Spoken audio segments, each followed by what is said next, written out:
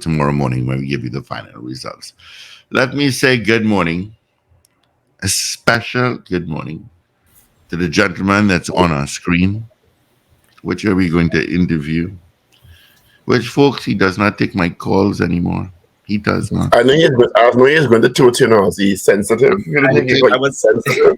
I told him. Oh, he's sensitive. Days are calling him. Days. Oh, yeah. I figured that this interview would start off with Steve toting a little bit of toot boy. Yeah, well, he said I want to be Santa Claus, but he probably didn't know he made my naughty list, so. Clearly, I'm on that naughty list. Clearly, I'm on that naughty. Good morning, Ozzy. How you going? Long time no talk. Good morning all. Good morning, Paul. Good morning, Richard. Hope you guys going all right. We going good, man. How you doing?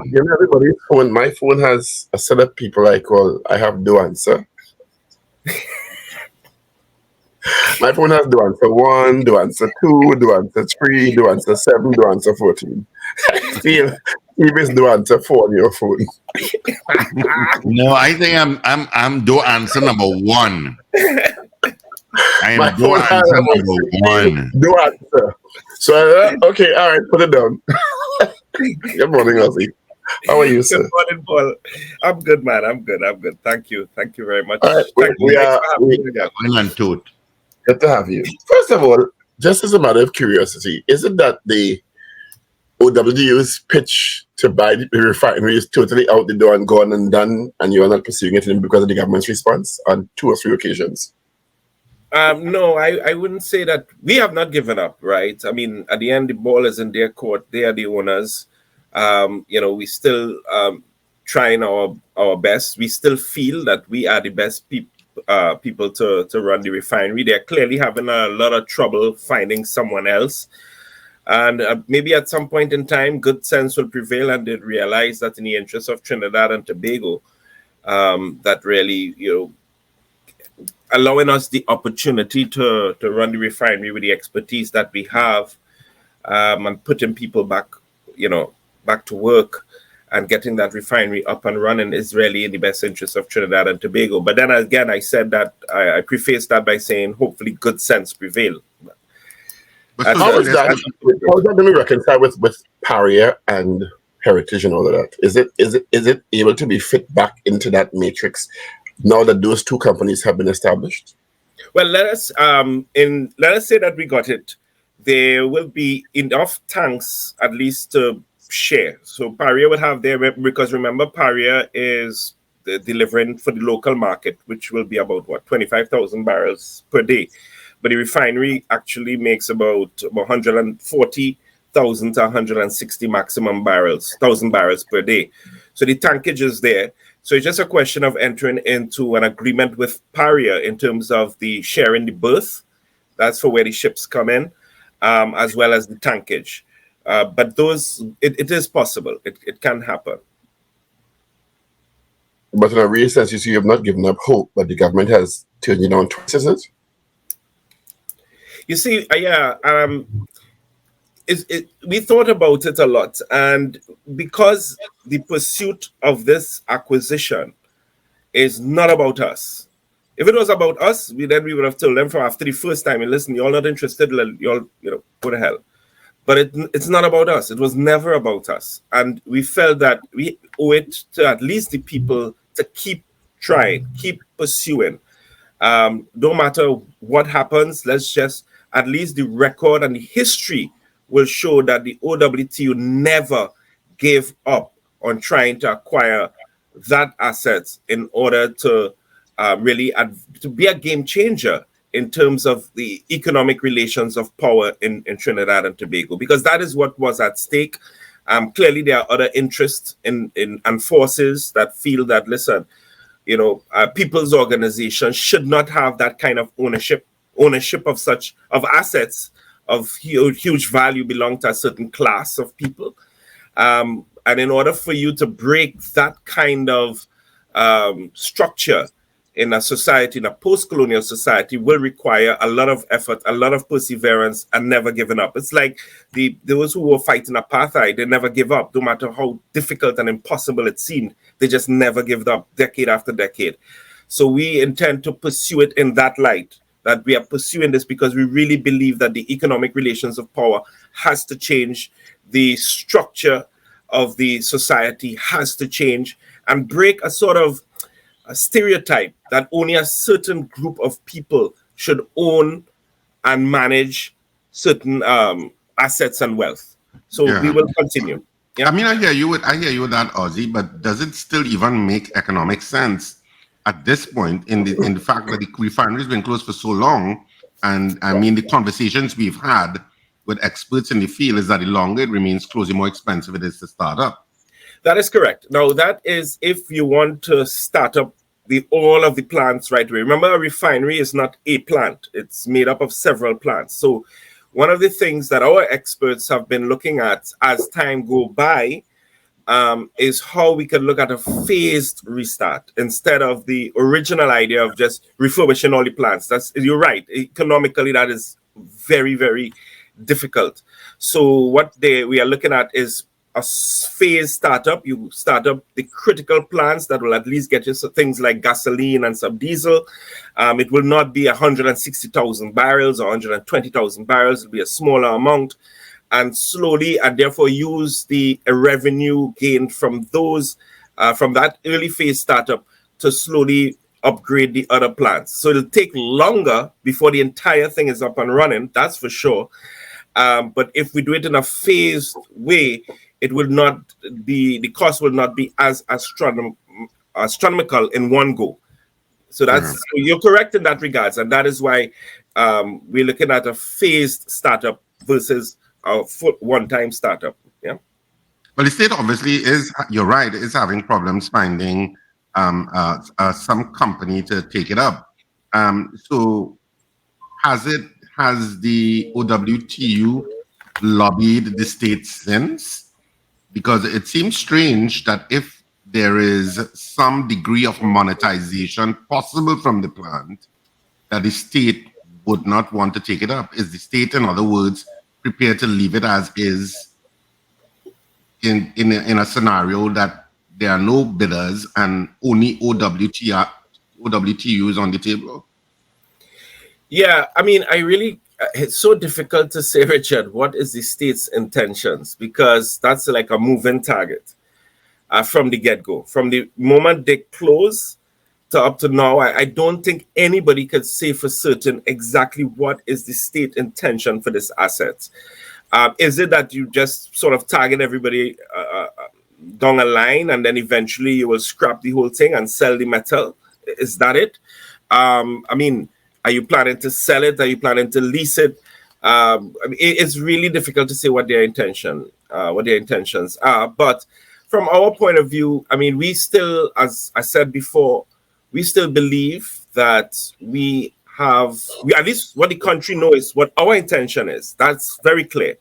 We want to acquire the assets in order to change and shift the economic paradigm in Trinidad and Tobago. I think we've made that clear. Would you be considered competition for Pariah if you were to be awarded the lease to run the facility?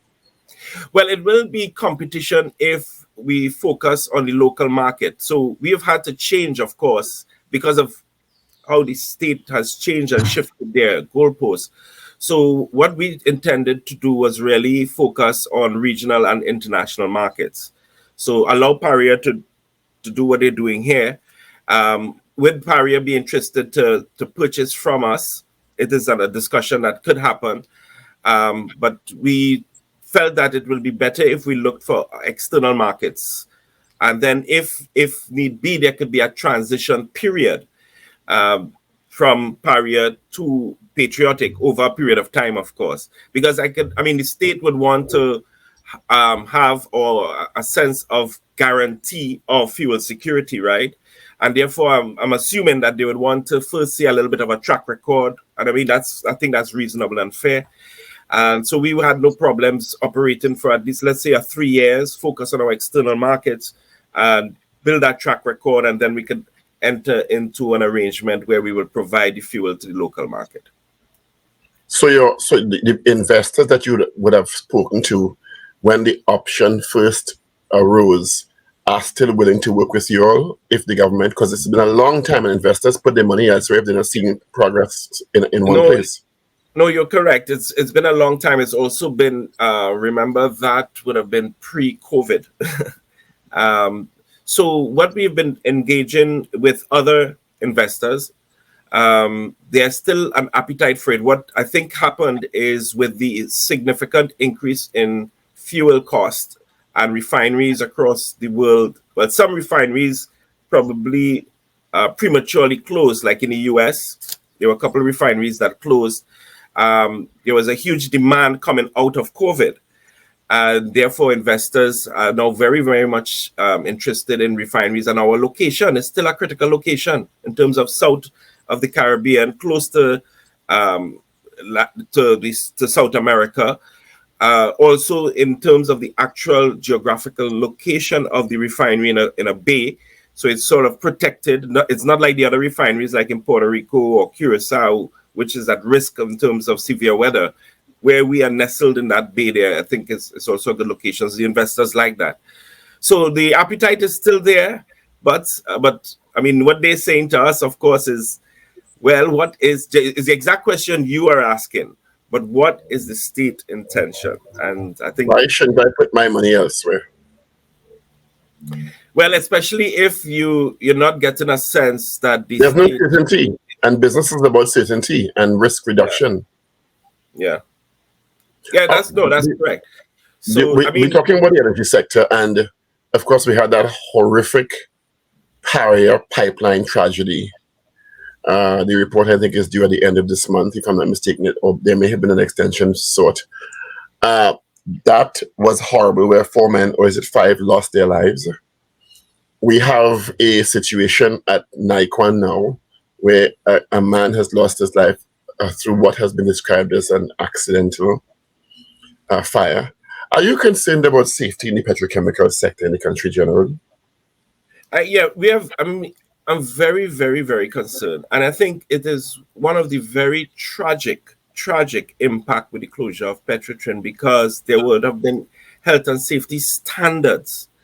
And not only would there have been health and safety standards, I think one of the things people take for granted in terms of roles of the role of a trade union, and you'll only feel it when they're gone, is that we watchdog. So, for example, when we were in Petrotrin, we would have health and safety committee meetings, and therefore the unions will, within those health and safety meetings, we would raise concerns and so on. That is not there. So there's no way to measure the following the health and safety standards. But you know what else is very unfortunate? It is this model, Paul, in the energy sector that is really creating problems. It is a model where everything is now contract out. So even your health and safety is not in-house. Your health and safety is contracted out.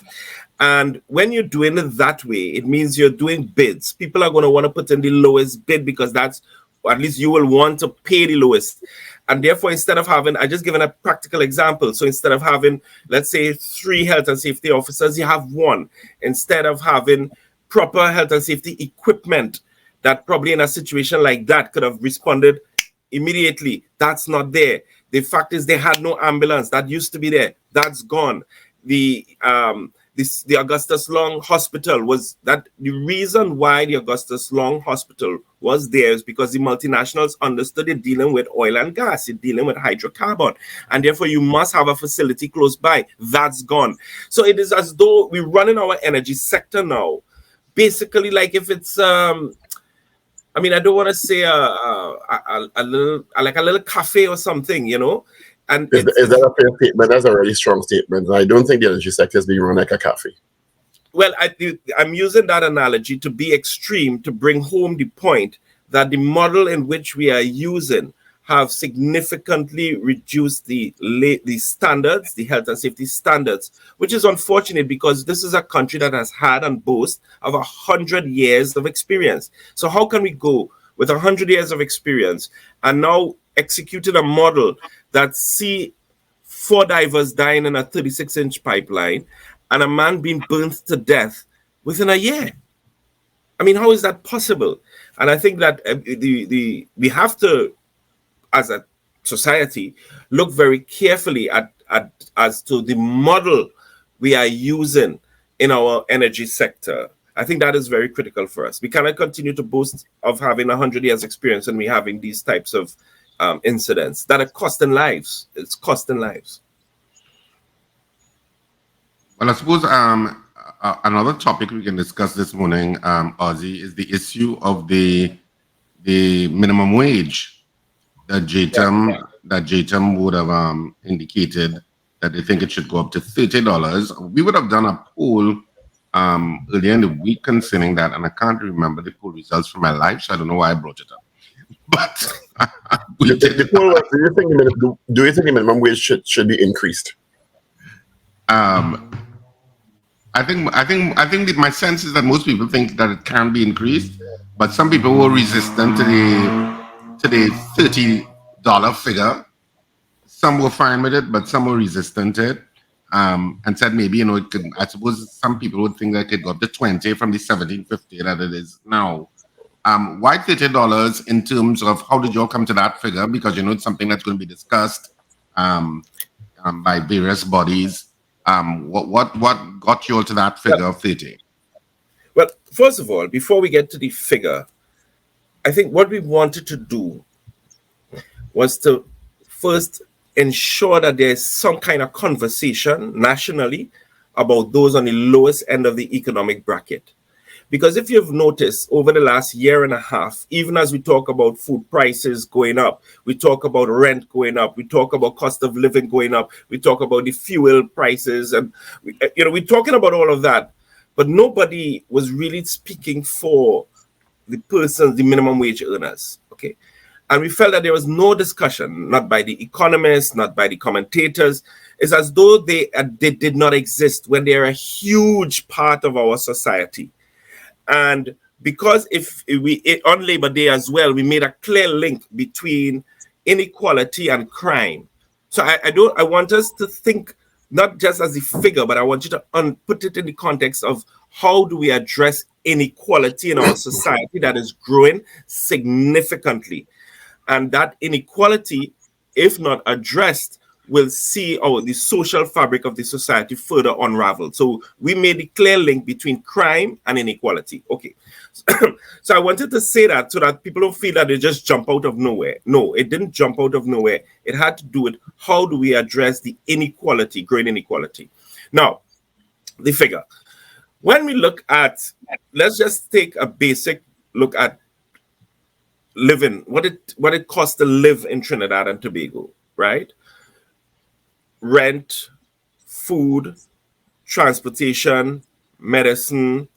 If you're a small, even if you're a small family, school books, school uniforms, etc. $30 actually is, if you calculate it, right, it's about $4,800. That's all. Rent alone, Richard. Rent alone is, and I'm not even talking high-end rent. I'm talking a basic one-bedroom for maybe for a single person, far less for a small family. It's about $2,500. We know that. Grocery, $3,000. Grocery alone is about $1,500. Now, not because, in other words, let me put it this way. How have people been surviving? People have been surviving. They survive by not just paycheck to paycheck. They borrow from this one to see if they could cover the little transport for work this week. So when they get the little pay at the end of the week, they could try and pay back. Then they borrow from someone else to pay that person back if it's not enough. And then if the child gets sick and they have to go and buy some medication, they have to borrow it from someone. And I mean, nobody could tell me that because our citizens are finding a way to survive and struggle every day, that it's okay because somehow they're surviving. Well, you actually hear people say, yeah, but they were living on $17.50 all the time. I mean, that is madness. And why is it madness? Because in the same economy, the very same economy, you have financial institutions, banks and so on, declaring hundreds of millions of dollars in profits. Now, I don't have a problem with you making your profits, but something has to bring about some level of equilibrium in the society, right? And that is the role of minimum wage legislation or mechanisms. Different countries have different things, right? So when we calculate, really, and if you do the math, when you calculate the rent, transport, and so on, a person to really survive, not even comfortably, just to survive without having to borrow from auntie or borrow from the brother or borrow from the uncle or borrow from a friend, it's about $5,000 a month. And that's how we thought 4,800. And that's how we came up with that calculation. Now, one can debate that you need to look at other variables and so on. But what we wanted, what our intention as a labor movement was to, because people accuse us of not speaking for those who are ununionized. And we felt that, you see this, we're making a strong statement for those who are ununionized, because most of those workers are ununionized workers, because there have been no national discussion about how these people live, how they survive, and what can we do to at least mitigate some of the pain and suffering. And that's basically what was our intention. But do you think this country is ready to have a conversation about, because we're talking about minimum wage, but in a real sense, you brought up the issue of inequality. That is correct. Do you think this country is ready to have a real conversation, not a knee-jerk conversation about decent work, dignity, citizen standard of living for a country that has had the history and the kind of money passing through for over 40, 50 years, let's just say. And whether or not we should be even at the stage where we're having people living at the levels of below the poverty line in the context of that minimum wage conversation, because it's really about, if we feel citizens, every citizen deserves a particular treatment, a particular level of dignity, and the impact of that conversation on where we see this concept of minimum wage, or is it a minimum standard of living? Because that's really what we're talking about here, a standard of living. Paul, I think you hit the nail on the head. And to me, it's not the number. The figure is not the important part of it. I think you said a word that is the most fundamental word. It's dignity. It's how certain sections of our citizens are treated. Are they treated fairly in this economy or not? Is it that we can boast that our GDP has increased, that we have balanced our books, our balance of payments are fantastic, and we give all of these nice economic indicators? But then we have a mother who may be about 45 years old, who have to face the indignity of putting something back in the grocery. I mean, we take it for granted, but can you imagine what that feeling is like? You still think she got into the grocery? I see them outside the grocery carts begging for food. Sure. Yeah. And it's a real, I'm glad you raised it. Are we ready to have that conversation? Rather than go off on the trade union movement, as usual, being unreasonable, $30, and how they going to get $30. It's not about $30. But should you, as the union, be championing that conversation? Because very often you are the ones who stick the needle on the minimum wage, as opposed to the conversation about equal treatment. Hey, every creed and race find an equal place, dignity of work, and the basic standard of living for every citizen. And as you said, there will be wealthy people in every society. There will be more wealthy people, I should say, in every society. That's the way human societies and civilizations have always been structured. But we can also strive that the persons on the so-called lower end can have a basic, decent standard of living where they can feed their children, send them to school, and they can have a roof over their head. Yeah.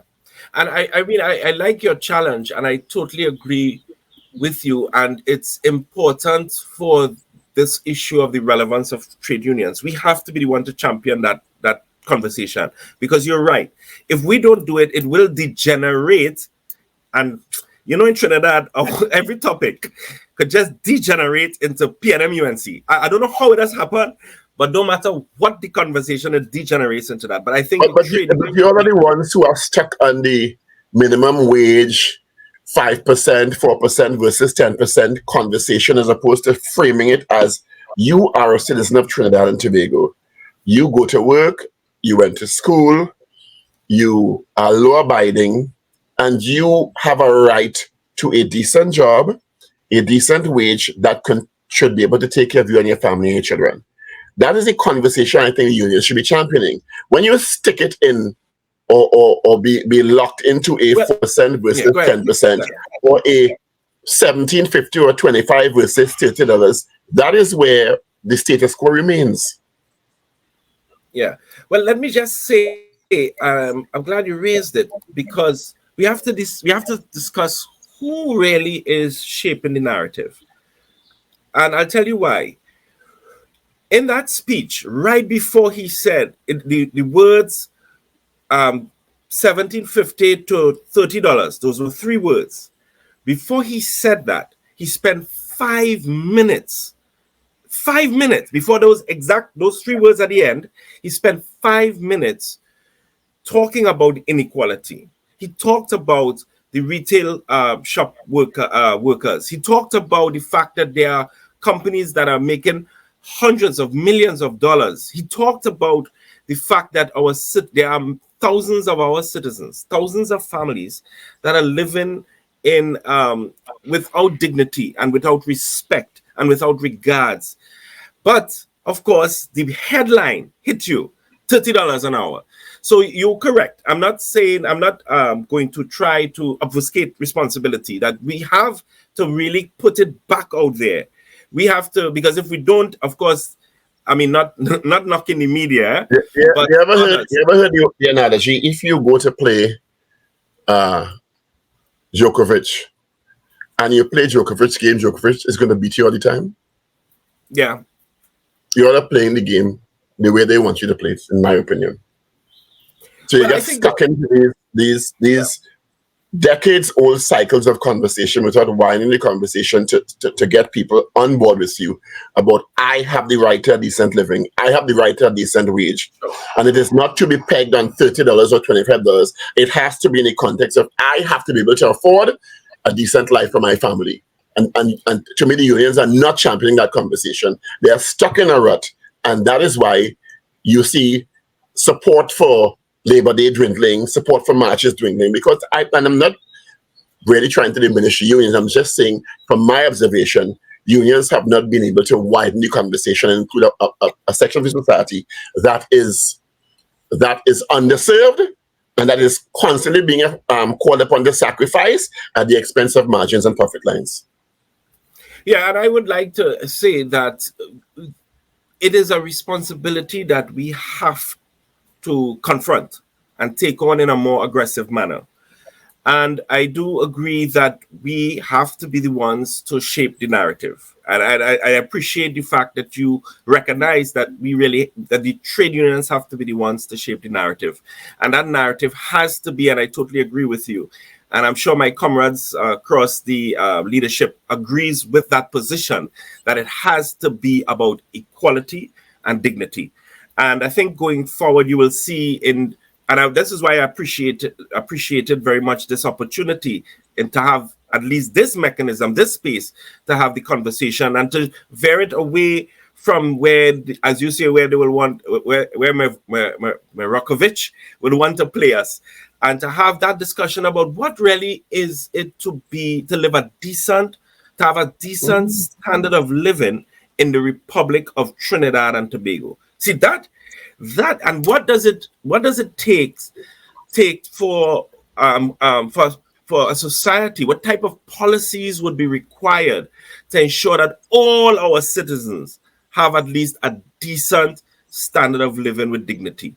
And I do think that has to be the thrust going forward, because you see, if we don't, you're right, Paul. If that don't happen, if that paradigm shift don't happen, if we think 607 murders in a year is bad, it will get far worse. Far worse. No, you're right. All the studies have shown that inequity drives criminal behavior. I mean, I'm not justifying it. I'm not placating it. Yeah. People will survive no matter what. And unfortunately, it is a fact in terms of the sociology of and the structure of any society. Societies that take care of the vulnerable and not talking handouts here, because we have a tendency to feel that handouts is the answer very often. Handouts are a stopgap measure. There are circumstances like COVID, like other exigent circumstances that demand that the state step in and say, listen, this group needs assistance in the short term. But what are we doing in the long term to make them independent? What are we doing in the long term to make them say, okay, there are jobs available at this level? What are we doing to formalize the informal sector that they can be contributors to the tax regime and also take care of their families, as opposed to having them on this constant cycle of poverty, catch skin? I would say catch us, but that wouldn't be appropriate. Because there seems to be, and Lloyd Best, I like reading people like Lloyd Best, when he talked about the plantation economy, and not a lot has changed in terms of the structure of the society, where there will always be those who are wealthy. But it seems that once upon a time, we had a stronger middle class, which was a buffer. Yeah. We had more people in the bracket of being able to take care of their families. And that middle class is shrinking significantly. And the poverty level is increasing. And if we keep fighting up with the minimum wage conversation, the minimum wage can't keep up with the cost of living. So it has to be about decent work and decent standard of living, and for all in society. Yeah. Because you will always be behind the curve if the conversation is pegged on minimum wage. And I understand the importance of the concept of minimum wage, but minimum wage in many cases is not going to take care of those in a decent way. Yeah, well, let me throw something else in the mix that we had raised on Labor Day to add to that discussion. Minimum wage earners was one segment. Another segment, and you mentioned it, the middle class, with the proliferation of contracts, where you go to school, you listen to Spyro, because as what Spyro said, go to school and learn well, otherwise you'll grow up in life and catch real hell, right? We have many young professionals, many, who have qualified. And the only thing they could look forward to is really a month-to-month contract. If they're lucky, I mean, I've spoken to some of them, and they're praying for, guess what? For a 6 months contract, because they're on month-to-month. Then they go up to 3 months and they start to get a little excited. So now their whole thing is to try to get a 6 months contract. That, you see, there's that proliferation of contract that is taking us back to exactly as you said, what Lloyd Best would describe as a plantation economy, right? Because you have the workers now just on these contracts with absolutely no other terms and benefit. They can't go to the bank. They can't. How do they start? How do they get a family going? So I think that is once the conversation is about a decent standard of living for all citizens, then you are correct. It's minimum wage is just one aspect of it. We have to talk about the proliferation of contract labor. Well, in not just in the public service, but even in the private sector. How do we address that? How do we address issues of ensuring that workers have at least a decent collective agreement, something that so that they are not to the arbitrary decisions of a boss man, which was like the arbitrary decisions of a plantation overseer. So you're correct. So long as the conversation is about what does it take to have a decent standard of living, a decent quality of life with dignity in Trinidad and Tobago, then we have to have discussions around those things as well.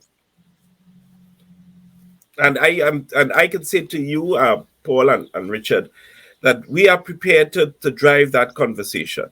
We are prepared to drive that conversation. And you're saying we're prepared to drive it, but why isn't it not in the public domain? You talked about the headline was 30%, was $30, sorry. And yeah, we keep hearing the union saying we're going to do, but there doesn't seem to be the kind of progress regarding the union's ability to turn the talk and the conversation into tangible benefits for the workforce? Yeah. Well, I mean, I think that there are two aspects to that. One, I feel that we have to confront neoliberalism as an economic paradigm, because the trade unions do not exist in isolation. They're not, in other words, it's not like there's a union world and there's nothing else. There is a very specific economic model that says that you should not have trade unions, that a person's wage should be just the basic bare minimum. There should not be benefits. There should not be pension. There should not be medical plan. If you want those things, you should individually take a little pay and you go and buy that privately. This idea of collective pension plans, and that is an economic model that we've had to contend with, and it has not been easy. I'm being frank with you; it has not been easy. Now, recognizing that, one of the things that we are focusing on is really the ununionized workers and women. In other words, let me ask you a question that is an introspective question for trade unions, and the kind of comments that we see sometimes and come across, I see, in social media kind of generates this question. Do you think people are losing faith in trade unions in a real sense in the country? Do you think people are losing faith in the power of trade unions? I think people are losing faith in the power of themselves, and that is manifesting itself in trade unions, because a trade union is it's a people's organization. It's not an institution that is separate from people. So long as a worker start to lose faith, because remember, the power of a union don't come from the leaders, it don't come from me. I can tell you that. Yeah, but in the past, there have been some very inspiring trade union leaders that were able to galvanize the people to advocate for better from whatever government was in power. But I don't see that happening now. Yeah, but Paul, you have to be fair. They existed in a very specific historical time where the entire world was about that. They existed. I mean, let's be frank. George Weeks existed in the time of Martin Luther, Malcolm X, Mandela, the anti-apartheid movement. There was strong anti-liberation movement. I mean, so in other words, you have to judge. Why you can't inspire like Martin Luther then? Why can't you and Anisette and Roger be that source of inspiration? Why have you not been able to get that kind of, to position yourselves in that kind of way that people are inspired and motivated by it? Because yes, you're calling some people who existed at that time, but then we also had Tubally Rabas Butler, we had Renzi, we had so many people who were able to inspire the masses to stand behind them, to unite past the Afro-Indian debacle dynamic in the country, to demand equality for the so-called lower classes. But it doesn't seem that there are those figures now. Yeah, Richard, what I'm trying to do, Richard, is I'm trying to give I ain't here to bash you, I'm just giving you what a lot of people are saying out there. Yeah, no, it's okay. I love debates. But I want you to do a little, to reflect on this point, right? I'm trying to give value also to the ordinary men and women who had the consciousness. It wasn't just the all I'm trying to say, Richard, it's not just the inspiration of the leaders. I'm saying yes, it is that. But I'm saying also I want to give credit to ordinary men and women who understood in a very clear way that, listen, if for us to have a better life, we have to collectively struggle. Not as what is happening now. For me to have a better life, I have to individually, as an individual. And my question then is, who in the trade union movement presently can inspire the masses to think in that way? And that's the fundamental question. Because if you inspire people to think that way, that we are all seeking a better life, and somebody has to inspire us to unite in the advocacy for in the screaming for that life. And I don't see that person, I could be wrong, in the trade union movement presently. I don't know if part of it, Ozzy, is how the actual translation of the messages coming across in terms of the trade union movement. Because even though trade union movements have to be political to some degree in terms of facing the political electorate, the political establishment, sorry, not electorate, establishment. Yeah. Sometimes it's very vitriolic, and the way that the trade union movement sometimes intersects with the political arena is ugly. And because you have well, let me say it's perceived as ugly depending on which supporters party you're criticizing. Sure. Okay. Right. And because we are in a very polarized political environment, it starts to weaken the message for one group of people who start to see you not as an authentic voice for them. Yeah. So coming back to Paul's point of your ability to be able to talk about the average citizen or what they're going through becomes compromised. Because you could criticize, and it's a kind of balancing act, because you could criticize the political establishment, without alienating. Yeah. Well, I want to, can I combine the 2 points, right? And I guess because of where I sit, you all are going to say, yeah, well, Ozzy he will say that anyway, but I'll say it nonetheless. I really believe that we have amongst the leadership, because there are some really, really good, strong leaders. We have David Forbes from Postal. You have Ermin de Beek, a strong, powerful woman from Contractors. In fact, I always tell her she reminds me of Elma Francois. You have Cassandra Tommy. You have Timothy Bailey, who put up, as a young man, he put up quite a struggle against a multinational. So I think the stories are there. I think it's there. Maybe in the way the world works in terms of mechanisms of communicating, we have to package it differently, because it's not like long time where you could just stand up on a soapbox and inspire. It's just not. But now you don't need to read on radio station. You have social media where journalists go viral. Well, that's what I'm saying. So you have the TikTok box now. So I do agree that how we because it really, when I sit down in a leadership council and I listen to people like Forbes and Bailey and Ermin, and the passion in which they speak, and but you are not the target. I know, I understand that, and which is why I said that I have no difficulty, and I think and to be honest, we as trade union leaders recognize that. And if you notice this, for the first time, this period leading up to this Labor Day, we had the most TikTok videos we've ever done in our lives, because it was new for all of us. Well, I myself didn't do one yet, but I do have a little TikTok channel. I would invite you all to please check it out. It's Ozzy Warwick. I have a few videos on the. Why is it only leading up to Labor Day? It should be 24/7. You're correct. Well, let me put it this way. Today is the 22nd of June, right? We are talking here, and I am saying to you that we are going to take up that challenge that you put out, because both you, Paul, and Richard, Steve, I'm still working out. I can't say for sure, but no, I know for you and Richard, you all are two guys that really have the country at heart, and I know that what you're saying to me here is what you're saying to the trade union movement is based on your deep concern for Trinidad and Tobago.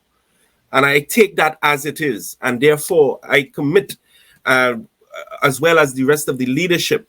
And you will see the difference, Paul. You will see it. I hear a conversation that, well, quote unquote, government is anti-trade union. The government wants to destroy the trade union movement. I'm sure you've heard that conversation before, right? That conversation has been in existence for 40, 50 years.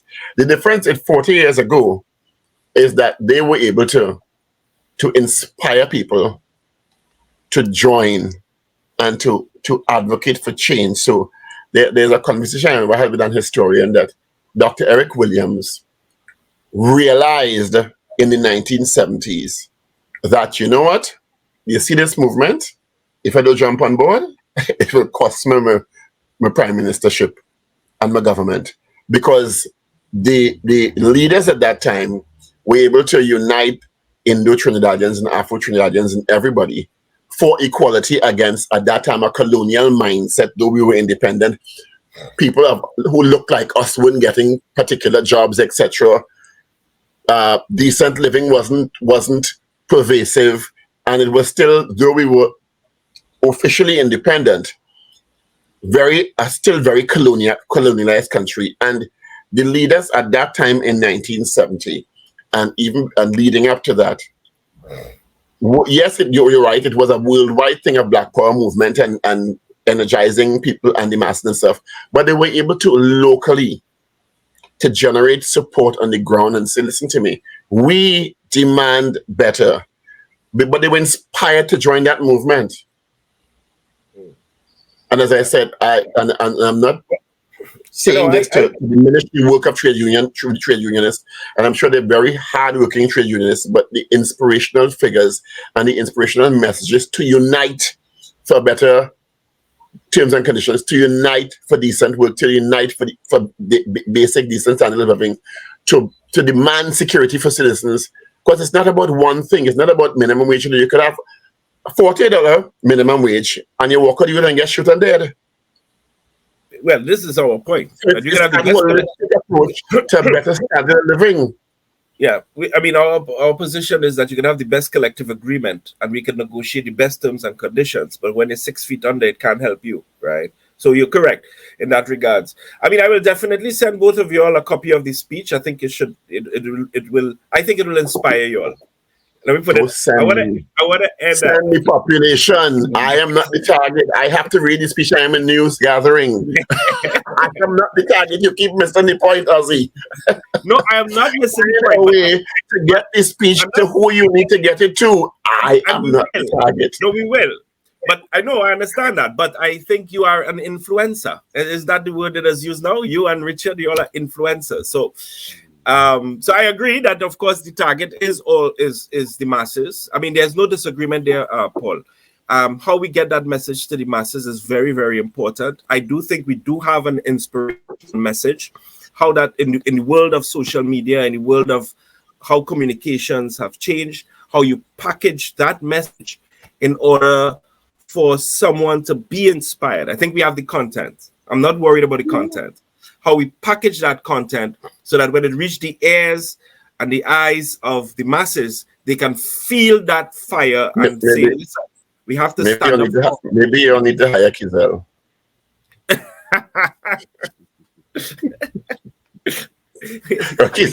Kizel seems to have got the trick of the algorithm and is in everybody's feeds every day. Maybe you'll need to hire Kizel. We'll have to look at that. I don't know how people feel about that, but maybe you'll need to hire. Anyway, Ozzy, thanks. A wonderful conversation. As usual. I enjoyed it. Oh, there's one last thing that I just want to put on the table. Please. That we mentioned on Labor Day and the issue of the pension reform. It cannot be that young people are not getting jobs. You sending home a lot of so many thousands of persons. Then employers are not paying NIS, and your solution is to increase the retirement age, but not just increasing the retirement age is bad enough, but to put restrictions on accessing retirement, it comes back to that point. So I saw recently that persons over 60, suicide amongst persons over 60 have increased exponentially. And now you want to not just increase retirement age, you want to restrict people's access to retirement age. And I think that's another big issue, Paul, that the union movement will be fighting for. Okay? Well, maybe another lens in which to look at it is that people over 60, if they were still employed until 65, may be less likely to commit suicide. So I think a lot of those persons are actually supporting households. People don't take that into consideration. Yes, they are. A lot of them support. And so that's why. So I think there are many 60-plus-year-olds. Well, no, why who don't can't mind working till 65? So why can't their son or their daughter, who's 30 years, get a job? Why must they be the ones to have to work to pay for a household? No, I'm not even talking about necessarily maintaining their household, even maintaining themselves. And I'm saying, I think there should be a bridge. I think that there should be the election to go to 65 if you wish. But what I show And you, that agree so with that you. so that it should be. Yeah. I will not agree with the trade union movement that it should not go beyond 60. I think Right, going but to above 60 to 65, that 60 to 65 should be Richard, optional. That you give yes, people but the Richard, election. But Richard, you will agree with the trade union movement if we say you should not restrict people's access to their pension. No, they shouldn't. Okay, good. Right. Once we're on the same page there, we're good. No. So, You shouldn't restrict people. If you want to retire at 60, you should be able to get your whatever pension you are required. whatever the pension 61, 62. you should get your, that's correct. Yeah, whoever wants to retire, but you should elect. You should be able to elect at what age you want to retire once you hit the 60 mark. Okay. But your pension should not suffer. That's what I would agree with you on that. All right, great. So I think All right. Because for health professionals, they say you should never retire. They say you should move on to do something that you love, but you should still monetize whatever it is that you're doing because it keeps you healthier. Yeah, well, All right, not Ozzy. if we're unexploited working conditions. But all right, we will. I love the debate. All right, man. Have a great day. Don't be a stranger. Thanks a lot. All right. Yeah, don't be a stranger. Just saying. All right, no problem. And Steve, I'll respond to Steve. All right, buddy. All the best here. Thank you so much for being on Power Breakfast Show. Of course, that was Mr. Ozzi Warwick. Let's get into our news brief. Evie and Gregory are in. This is your news bulletin from Power 102 Digital. The energy sector is being run like a cafe. This is the belief.